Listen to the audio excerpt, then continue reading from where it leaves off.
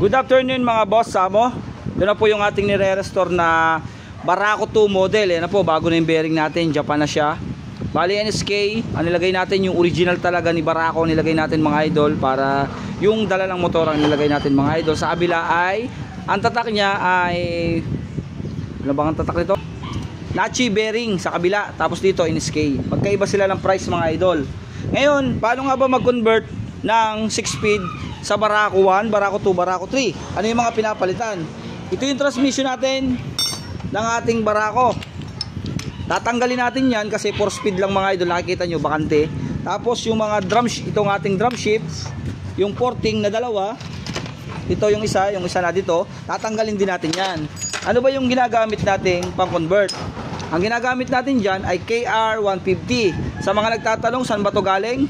Ito ay galing kay John Castro. Yan, kay John Dexter Castro mga idol. Yan, bali PM na lang kayo sa kanya. Pang KR150. Kaya maganda to, mas malalaki ang transmission. Conforme natin sa mga KMX. Yan, napakalalaki ng gear niya. At may mga lumalabas din na mga KR250cc na mas malalaki naman ang gear sa primera, ang sinlaki ay pang segunda. Yun yung abangan nyo kay John Dexter Castro mga idol. Tapos ito, hindi tayo magdadamot, ito yung pinapalitan, tapos lalagyan dito para magka-neutral light. Para magka-neutral light mga idol, yan yung kinakaltasan dyan oh. Tingnan nyo, highlight nyo na lang, tapos screenshot nyo. Yan, para po, yung iba may mga idea. Para kung sakaling bumili kayo ng ganito, hindi po basta plug and play mga idol. Yan, tapos kakabitan natin buong transmission. Para yung iba po hindi kawaawa pag bumili. Tapos ilalagay na natin yung tatlong porting. Bali ang pang ilalim mga idol ito. Yan po yung pang ilalim natin ito. Yan. Medyo tatanggalin natin, tapos igigilid natin dito mga idol sa ilalim para mas madali. Yan. Tapos kakawit nyo lang. Tapos yung pinakamaliit sa gitna. Yan. Yan na yun. Tapos yung malaki din sa taas. Halos pareho sila ng ilalim pero hindi yan papasok pagkasala. Kaya dapat mga idol talaga tama yan. Lalagay nyo na. Tapos sesentro nyo lang. Papasok naman yan ng kanya. Ayan o, o yun. Ayun o, pasok na yun o. Ayun. Neutral natin. Ayun, neutral na. Ngayon lalagyan na natin ng maker. O guys, yan na.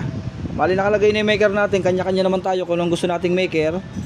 Pero itong mga ulsil na to, papalitan natin lahat yan para refresh na lahat ng makina. At yung bearing po niya, pinalitan natin side bearing dalawa.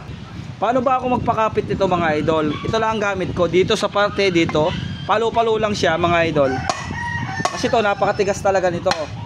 Pwede rin kayong magpainit kung sakali para laglag na agad. Pero dahil ito naman hindi naman nakukuha sa mabilisan, syempre lahat naman tayo minsan wala tayong pang kagaya ko meron ako pang init. Kaya gumagawa tayo ng tutorial para kung sakaling wala kayong pang init, alam niyo yung kung paano gawin. Yan. Ganyan lang mga idol oh. Dito lang ang palo niyan. Basta tsaga-tsaga lang, lulubog yan. Papasok yan mga idol. Huwag lang kayo mainip. Yan. Ayan oh, kukunti na. Ngayon mga idol, nakalagay na, nahapitan na natin. Ngayon may mga nagtatanong bakit daw pagkahapit hindi na umikot.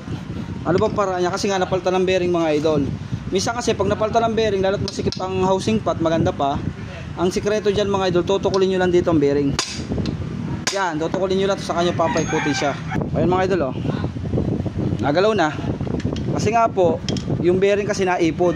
Kaya minsan pagka hinapitan natin, lalo't masikip nga yan, gaganit. Kaya okay na mga idol, yun lang. Bali, pagka ano ulit tayo, paparto natin.